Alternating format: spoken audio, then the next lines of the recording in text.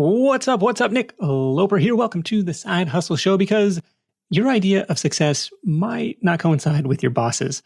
Awesome show for you today with another example of an unconventional rental business. Yes, there are assets other than traditional real estate that can cash flow pretty nicely with lower upfront investments. This week's guest is a high school history and economics teacher in New York and a listener of the show who reached out after our Thanksgiving episode, which touched on briefly renting out attic space and even camper vans and semi-trucks as potential sources of recurring revenue. Steve Nadramia said he had a side hustle that definitely checked the unconventional rental box: portable hot tubs. How awesome is that? Steve wrote that lihottubrentals.com has been a life-changing side hustle. He's got 25 to 30 of these things in his, quote, fleet, delivers them with his pickup truck, and is doing thousands of dollars in bookings every month. Stick around to learn how Steve got this idea, how he's marketed and grown the business, and the logistics of how it all works. Notes and links for this episode are at sidehustlenation.com/hottub, all one word. While you're there, be sure to download the free list of 24 other unconventional things you could start a rental business around. You can also grab that through the link in the episode description of your podcast player app. I'll be back after this chat with Steve. Ready? Let's do it. There's a product out there that's kind of like a high-density foam hot tub. So the tub weighs about 200 pounds and has a detachable motor pump unit. So they're pretty portable. They're also circular, so they roll. That's the product that we use. In the United States, there's a handful of people who are doing this business. But if you look up hot tub rentals on the internet, what you'll find is probably 100 or 200 companies in England, in Ireland, and in Central Europe, where it is just absolutely a huge industry, a very normal, popular type of recreation for every holiday under the sun. So there's huge operations there, and I've kind of tried to observe and learn a little bit from what they do. So very popular in Europe. Was it on a Europe trip that struck the light bulb for you? Or curious, how did this get on your radar? It got on my radar. I'm a high school teacher as my primary career and occupation. I teach high school history and I teach high school economics. And I had for many years a summer job where I worked in parks and recreation. I was responsible for running the beaches and summer operations for a local town.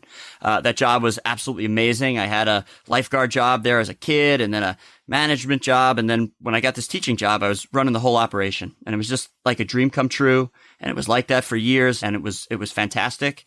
And as things often happen, things changed. The management there changed. I ended up, for the first time in my life, having a boss that I just could not find common ground with, just a really difficult person. I started looking for something new, thought about a rental business as a good opportunity. A lot of people rent tents and chairs around here on Long Island for parties. Inflatables was an idea. Okay. It was really a saturated business. I just found a guy in upstate New York in the Syracuse area who was renting hot tubs. He's like in a big college town, kind of in a ski town area. And I just got in touch with him, sent him an email, talked to him on the phone. Guy was awesome. I went up there, bought the first 3 units from him, spent the day with him, learned all about his business. He was super helpful, supportive, and it just kind of ballooned from there. Was there any research into, is anybody looking for hot tub rentals near you? Or you say, hey, he's making it work. He's not too far from me. There must be some demand here. I kind of felt like he was making it work in central New York. We're on Long Island, and we just knowing our population here, we've got the Hamptons kind of 20 miles in one direction. We've got pretty affluent suburbs 20 miles in the other direction. There's over 1 million people on Long Island alone. And I thought, look, I'm making $10,000 a summer in this summer job. If I could make $1,000 a month over the course of the year renting these hot tubs, I think that's really doable. I'd have a lot more free time. And I think at that level, it's worth a shot. Okay. So you meet this guy in Syracuse. You say, okay, I'm going to buy my initial inventory from him. He was unloading stuff, or he was also a dealer?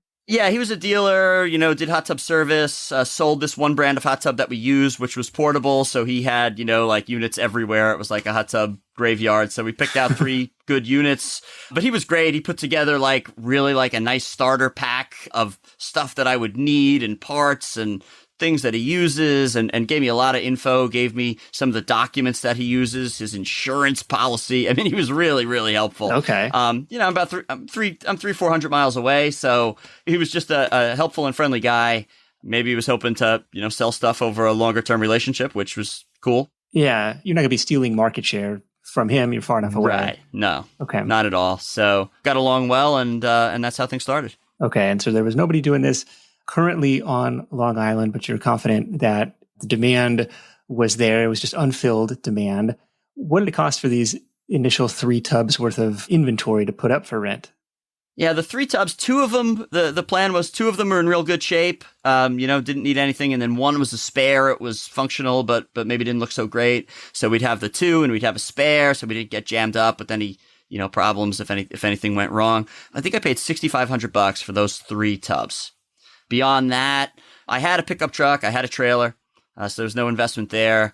We spent a little bit of money on website development. I got Squarespace. I started working on it myself, basically on my lunch breaks.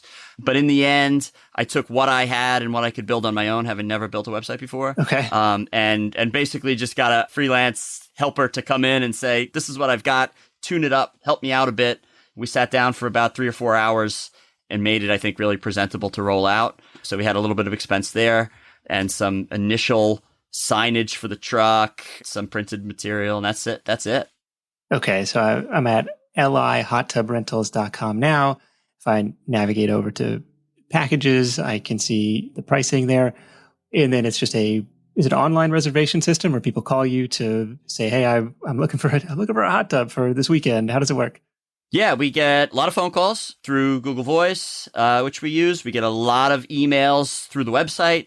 We get a lot of Facebook and Instagram inquiries. Really, Facebook. I could not imagine growing this business in the way that we have without Facebook. And we're trying to bring Instagram in, as a parallel, because I feel like in my day job, I work with high school students, 11th and 12th graders. Not one of them has a Facebook account. From what I can tell, they all have Instagram and they're our future customers, 10 years down the road when they're in their mid-late 20s and beyond. So we're trying to grow that at the same time.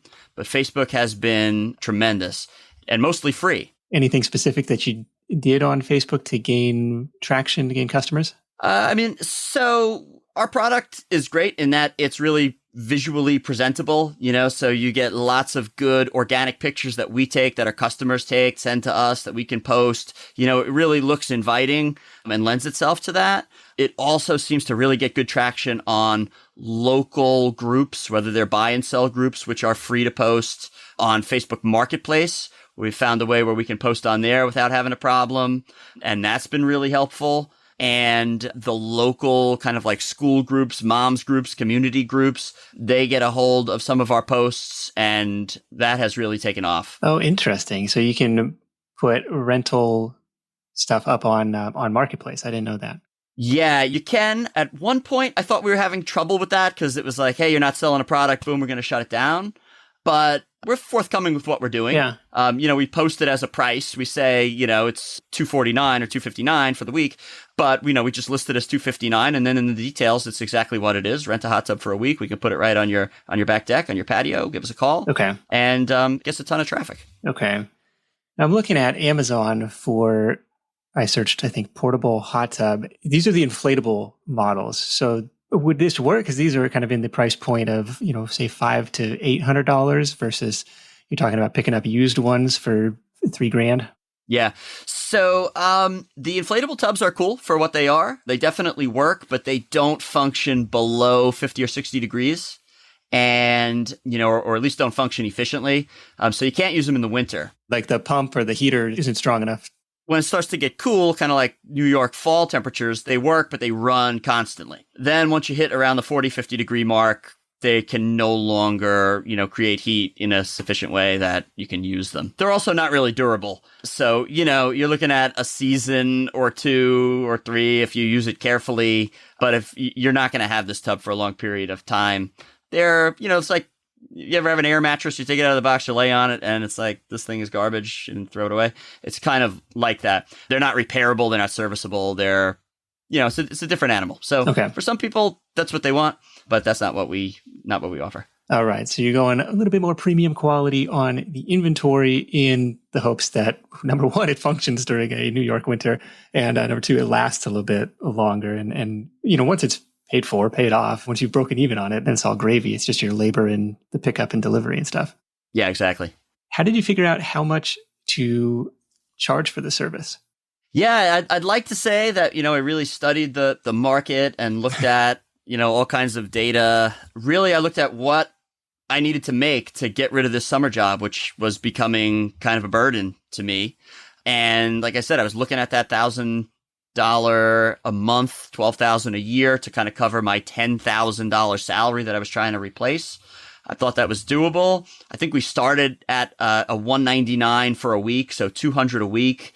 If I had 2 tubs, could I get 5 rentals, basically a 50% capacity, right? Per month between the 2 tubs. Could I do that on average over the course of a year and make $12,000? I thought I could.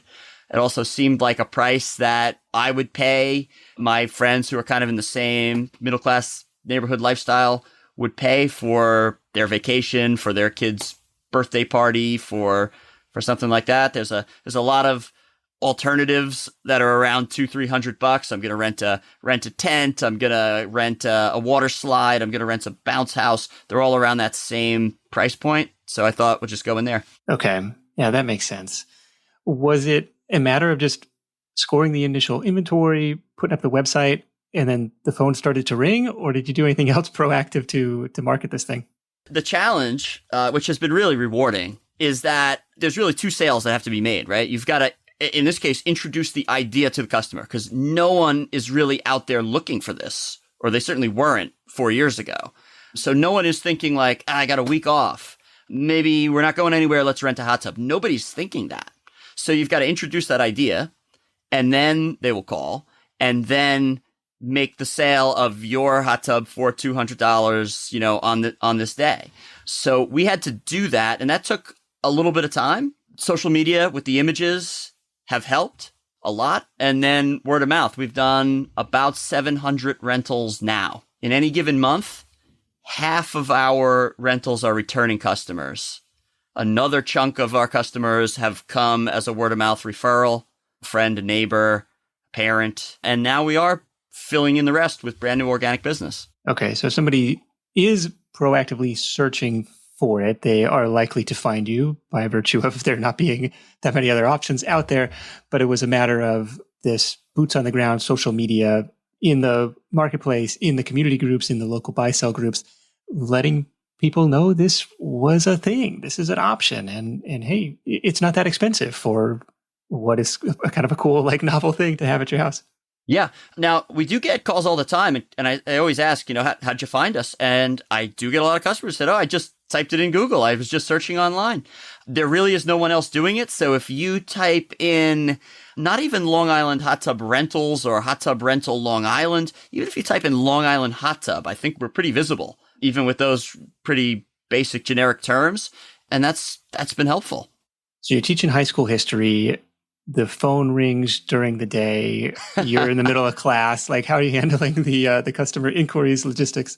So I try to keep my 2 worlds separate a bit. I certainly don't. The calls go to our Google Voice. A lot of times the calls will go to voicemail. Lindsay gets them. She'll take care of it or send it to me. I'll see the emails come in and I'll respond to them over the course of the day just because I like to.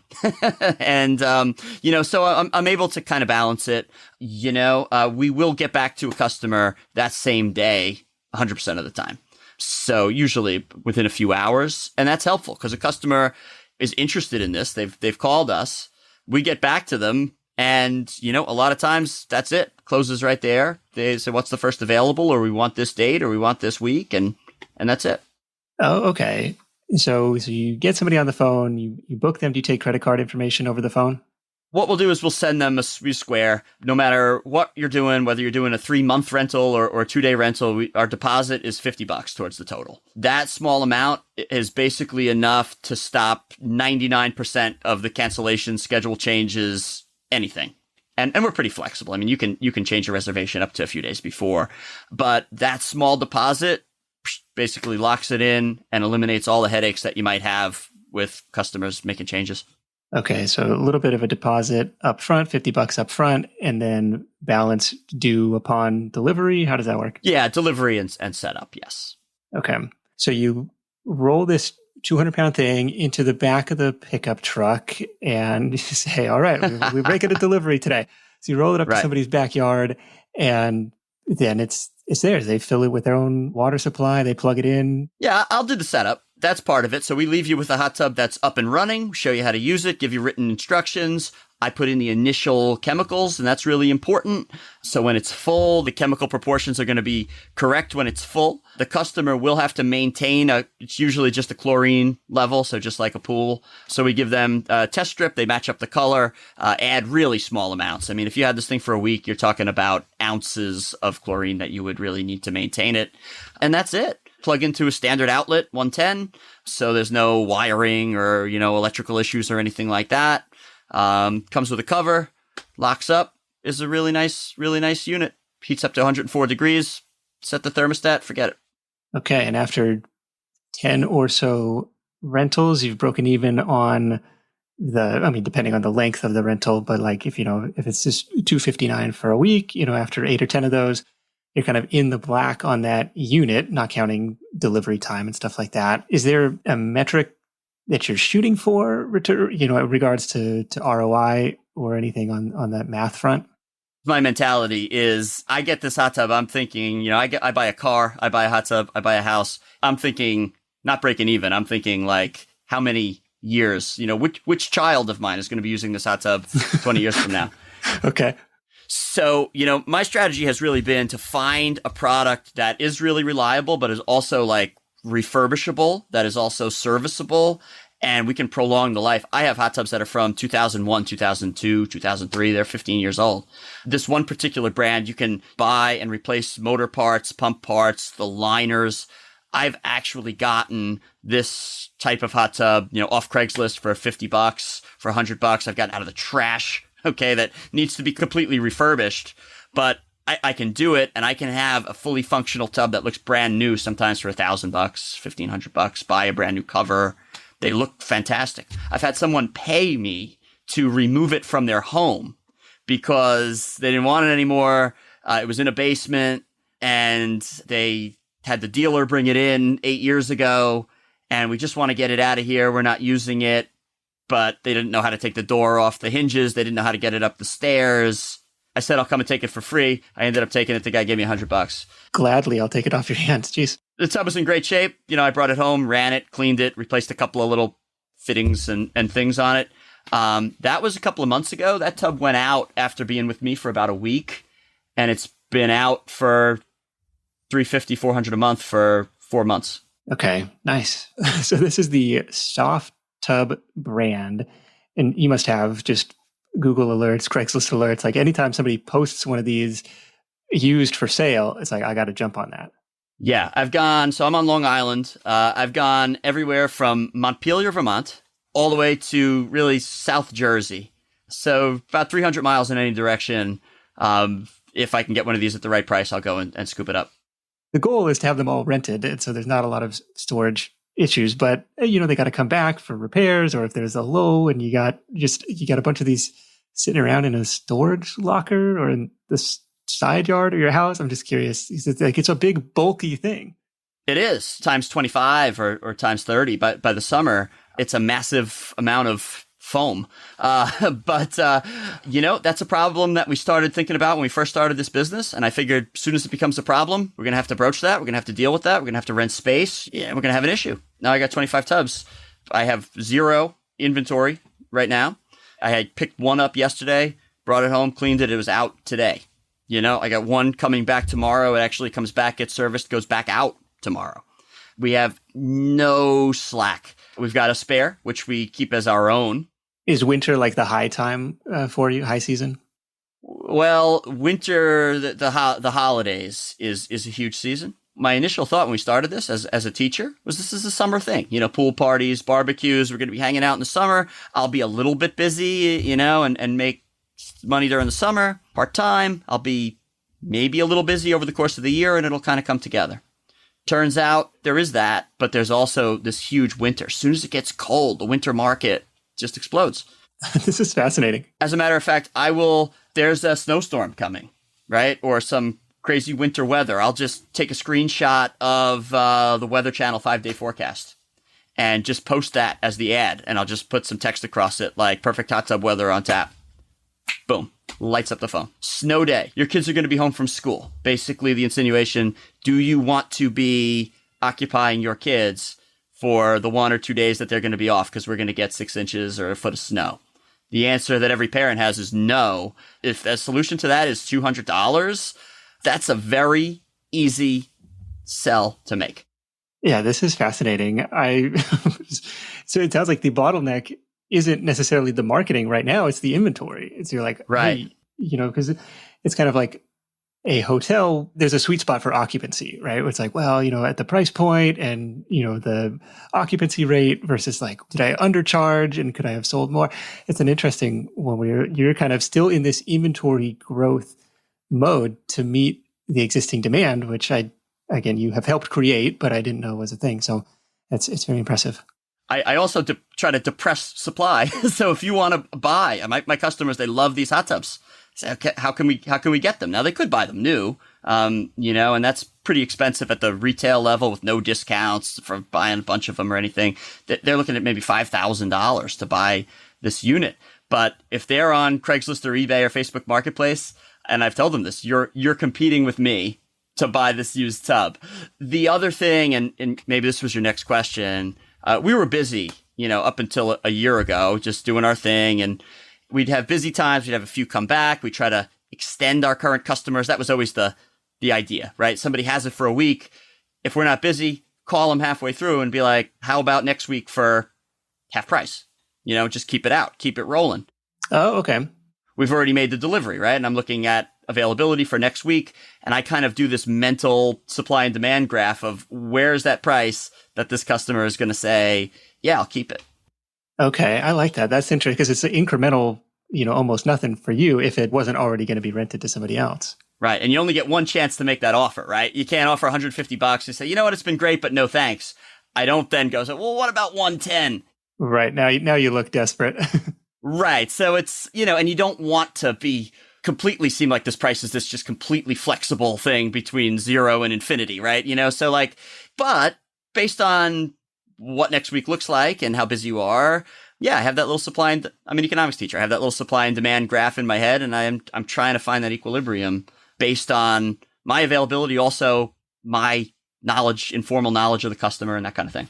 But COVID has really changed the game in a way that I never could have predicted in terms of the demand side for this, with customers being at home and travel plans being canceled. It's really just blown my mind. Yeah. So I take it that has been a very positive thing for your business. Yeah. When we started, when the whole COVID situation began, this involves going to different people's houses, being on the highways, putting yourself, I wouldn't say in danger, but things can happen. And here in New York in March and April, things were not good. And hospitals were full and pretty scary. My wife and I, especially my wife, was very concerned about me being out there just doing things, even though it's not a real close contact thing. And she said, if you're going to do this, you got to do long-term only, 2-month minimum. That way you're not going into 15 houses or yards and customers and cash exchange and trips on the road a week, 2 months. I said, you're nuts, right? Somebody calls, they want something that's $199. You say, well, we can't do that, but here's something for $1,000. I would hang up on me. That's what I always say if somebody made that offer. And I was 100% wrong. once the kind of lockdowns hit and work from home became the reality and school at home and trying to balance all of that, the hot tub just became the hottest commodity that I could ever have imagined. If you wanted to order one brand new and pay $5,000 for it, you were looking at 4 months of lead time if you even wanted to buy one. The market just exploded. I've got my Craigslist and Facebook Marketplace fired up. You got me looking for these things. I'm trying to. Yeah.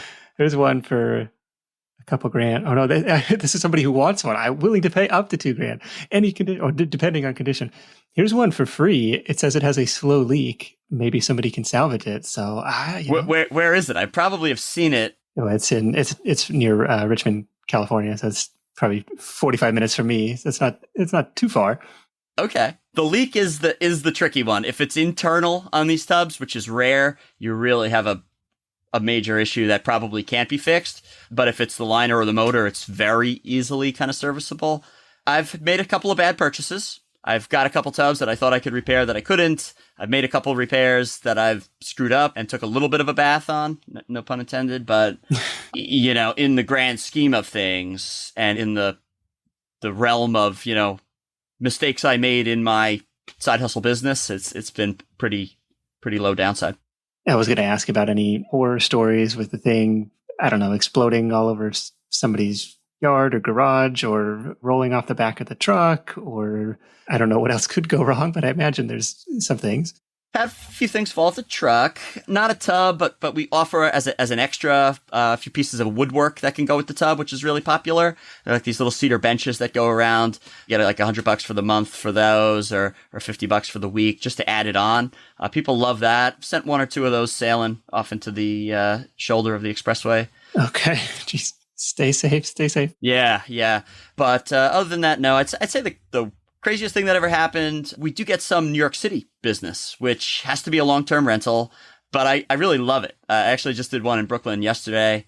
I just love something about getting this into somebody's apartment building, if they have that outdoor space.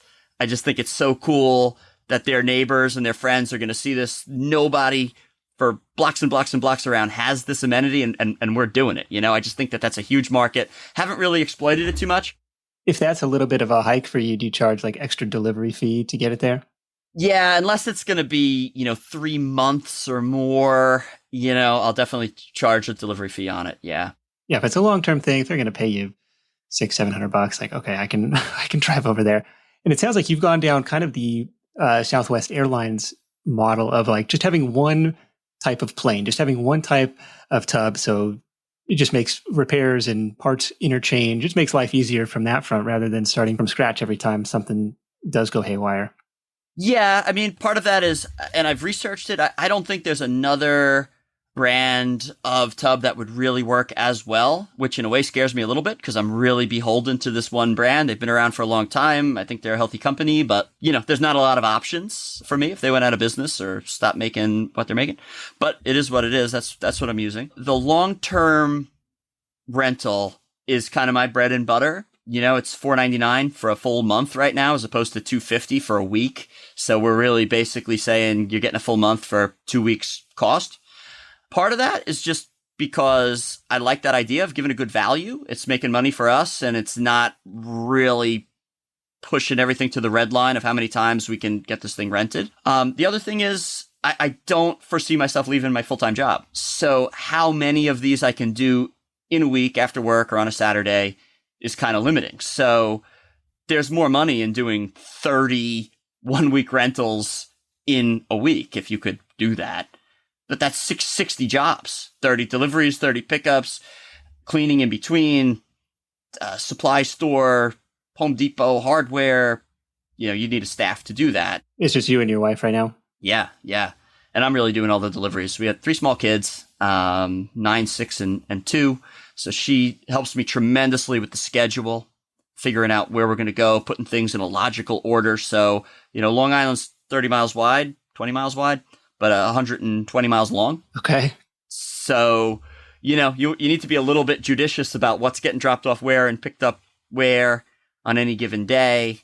I was good with this until we had about 4 hot tubs. And then she saw my whiteboard in the basement and papers that I was taping to it. And she said, you know what? I'm going to help you out with this. And she does tremendously every day, basically tells me where I'm going. Is there a software system that she's using or some sort of spreadsheet tracker? I don't even know what it would look like. Yeah, that's the thing. Yeah, we've looked at that, trying to just create something on Excel, Basically, we were just taking what we were doing on a paper calendar and putting it on the computer. We've looked at some different software for things like real estate, like somebody maybe has an Airbnb kind of situation and they're managing units, or a hair salon booking program is something that we looked at. But we just haven't quite found something that fits. So basically, we take a reservation. Either if I take it, I'll email it to her. She'll email it to herself. She puts it on the calendar, assigns it a tub. We have the tubs numbered. So she's assigning that. We've got about 99% accuracy. Very rare, which, it sounds terrible, right? Because, that means there's a screw up in there. But yeah, very rarely have we had a situation where we couldn't cover a rental on the day we were supposed to, or forgot about somebody or something. The Airbnb option is an interesting angle to potentially partner with owners or hosts. Yes. To say, like, would you like the, I don't know if there's capability, but like to have this as a little checkbox upsell add-on for their guests. I have had that experience a couple of times with Airbnb hosts. I've had to find them just kind of randomly, organically. At first, I guess I was kind of naive. I just kind of created an Airbnb account. I started looking at, the local vacation rentals and, emailing the hosts. And that's how you get banned from Airbnb, apparently. That's how I would have gone about it. Okay. That's a good way to get in trouble. Some people, I guess, weren't appreciative of being sold something when they were expecting their emails to be conveying reservations. I get that. I do. But I actually, I guess like everybody, I think my service is so valuable to them. Because, look, you can take your rental and charge more for it because you're offering this amenity, right? And you don't have to buy it. You don't have to maintain it. You don't have to have it there when your guests are not there. You can target off-season periods and say, okay, we're going to offer this amenity and maybe get some more guests. You can charge more again. And they have to do literally nothing. So I have 3 Airbnb hosts that I've worked with on an on-again, off-again basis. One has a tub right now on kind of a permanent basis. The others kind of call when they need it. Okay. When you were getting into this, or since you've gotten into this, anything that has surprised you about the industry? Well, I can tell you about my customers. I have all different types of customers. One question that we had was, are we going to have rich customers who are like, let's get a hot tub this weekend, and there is some of that. We have the Hamptons and New York City suburbs, people who could very easily buy the hot tub that I'm delivering, probably with the money that they have on their person. In some cases, they could buy my hot tub, the truck, and everything. And they're smart people who've made financial decisions that have afforded them a $5 million home. And I'm thinking, you're paying me $500 to deliver this $1,500 hot tub to you, and I'm going to take it away in a month. What's up with this? The convenience factor is so important to some people that if you go and you provide this experience that's really seamless for them, you show up on time, you set it up, talk to them about it, tell them how much fun it's going to be, deal with any problems that they have, answer the phone, take it away when they're done. It is absolutely worth it to them. And this just makes my head explode from where I'm coming from a financial mindset of, I just can't imagine if you can get I can't even explain how foreign it is to me, because even if I wasn't renting the hot tubs, I'm looking, and if I wanted one, I'd be scouring Craigslist to find something that's repairable. I get a charge out of that. And then on the other end, you have a lot of your regular families, and they've got a week off. They've got a kid's birthday. They've got guests coming into town. And at that exact same price point, there's no change based in the price based on your address, not at all. And you've got basically people from vastly different backgrounds, spots on the economic ladder, enjoying the same exact experience the same way. It's actually kind of interesting. Is it just like a Clorox wipe type of cleaning situation, like in between rentals? Like, it's not. It's not. I know somebody's going to be asking about, like, what do you do to clean these things in between? Yeah, absolutely. So when we pick up the tub, what we'll do is we'll pump out 3/4 of the water. So they're 300-gallon tubs. We probably bring it down to 75 gallons, just a foot of water in there. And we superchlorinate that water and run the tub.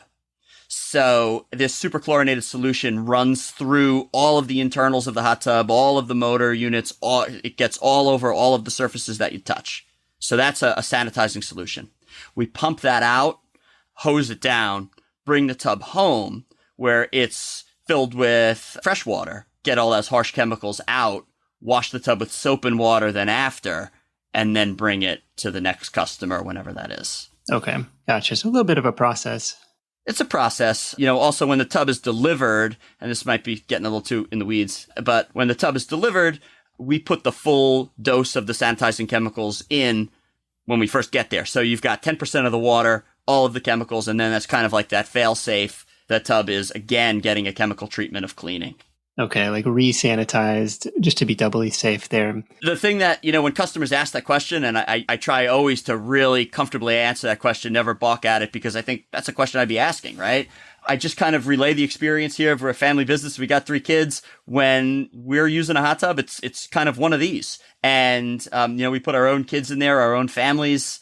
It's the whole business. If we're not cleaning these tubs and providing a nice, clean, sanitary product, we're not in business. And I send them a few pictures of my young kids in the tub, and that's it. And then the fears go away. Have you had to do anything on the insurance or liability front just to protect yourself from, I don't know, I imagine there's some liability involved here. Yeah, water and electricity is definitely a cocktail that, you want to keep separate. The business is formed as an LLC, and we keep the finances, to the best of our knowledge, done properly to protect ourselves from liability there. And we do have liability insurance for property damage, for personal injury, to the best of our knowledge, everything that we can do to protect ourselves. And, we just approach every day trying to do the right thing and go from there. During this setup and takedown, how much time are you spending at the house, like for this kind of like setup and then this chemical cleaning process each time? At the house, the initial setup is probably about 40 minutes. Okay. And is just like filling it with a hose, or you kind of let them do that on their own afterwards? If I can get a fraction of the water in there, if I can get 6-8 inches of water in there, I can get the tub running, show them how everything works, test for any leaks, make sure everything is cool, and then let that tub fill. It's going to take a half hour, 45 minutes to fill after I leave, but that's all good. They can just do that and turn off the hose when they're done. Okay. One thing we do is fill it often with hot water. The tub's going to take a full day, really, to heat if we fill it with the hose, especially this time of year. So we tell customers, if you want to hook up to where your washing machine connects in the house, or if you want to hook up to a sink, we've got all these crazy adapters. We can get on sinks and showers. Fill with the hot water from your house. Run it really slow. When that tub fills, you might be in there when it's full. Oh, okay. Yes. Burn some hot water instead of the electricity to heat it, but okay. Yeah, exactly. Yeah. Fair enough. Well, Steve, this has been awesome. I have, like you said, you got me searching the marketplaces to see if there's any of these nearby. I don't know where I would keep it. No, there's nothing there. You shouldn't Maybe look. I'll stick it. Well, I'm across the country from you. I'm not your competition. Stick it on the patio or something. I think the kids could have a great time. Okay, you don't see yourself leaving your teaching career to do this full time. Where do you want to take it? Right now, I think what needs to happen is when we get to that 30 tub mark, to have some part-time help. And that's just a step that has to be taken because I'm maxed out 100% right now. So I think if we could get some help to do even exclusively the pickups, so the customers had the whole experience, everything is good, I did the setup, but now it's done. Someone else comes to their home, pumps out the water, cleans it out. I mean, there's definitely responsibility there, but the customers already had their hot tub experience and hopefully they're already happy. And now somebody else is doing what really, if it's not half of the work, it's close. And that would be a really big help. Now, beyond that, we've toyed with different ideas. I have thought about taking a year off from work and trying to grow this thing, or creating other locations, either as a franchise model or ones that we would operate ourselves in other cities. We get calls from all over the place. Boston, Washington, D.C., Pennsylvania, New Jersey suburbs, upstate New York, or northern suburbs that are too far. If I could replicate what I'm doing, maybe not quite as big, but if I could have a couple of subsidiaries with 5 to 10 tubs in 4 locations, it would be a home run in a week. Yeah, that's an interesting path. The franchise model. It sounds like you're an early mover in the space. So I don't know. I also think, like, for a teacher, it's really a sweet thing. You know, teachers have pretty regular schedule. They have some time off at different times, especially around the holidays. Teachers are pretty intelligent, right? Are personable, can answer people's questions and kind of deal with different types of people, difficult situations. I think that the teacher, who also maybe is looking to make extra money, which is something, especially in other parts of the country, that, you know, you hear from teachers all the time, I got to work 2 jobs, that this could be like a really cool side gig. And we're not talking about, you know, tutoring for $50. Or you could really legitimately do a couple $100, $500 a week, you know, without too much trouble, I don't think.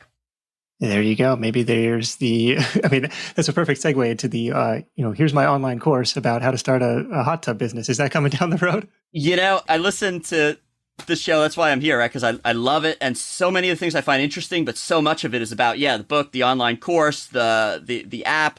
I really like the business. You know, we're selling this product. It's this thing. I talk to the customer. So, like, that's kind of the direction that I want to see it go in. If it was a franchise, which is something that I'd love more information on, how to just kind of navigate that. Like, how does that even happen? How would I be involved? You know, would I be involved? Would all the bookings come through us? Would I be involved in helping to show the business to these people around the country? Or would I be leasing the equipment to them and they'd be doing whatever they can do with it? You know, these are all really cool options. No one ever comes to me and says, man, I want to do that too. They tell me it's awesome. They think it's fun. They think it's cool. Nobody wants to do maybe 3 or 4 pickups in a night after getting up at 5 a.m. and teaching. 41, I can still do it. I get a kick out of it. You know, I sleep well at night, but I get a charge out of it. Well, I hope you get some calls after this because you definitely got my gears turning on it. It sounds like a really cool operation. It sounds like you're just accumulating these assets that can turn into long-term cash flow down the road. It's a very exciting thing and do it much faster than with a traditional rental real estate model. Like, you know, lower startup costs, you know, quicker cash flow, lots of cool stuff going on there. LIHotTubRentals.com for Long Island hot tub rentals. Steve, let's wrap this thing up with your number 1 tip for Side Hustle Nation.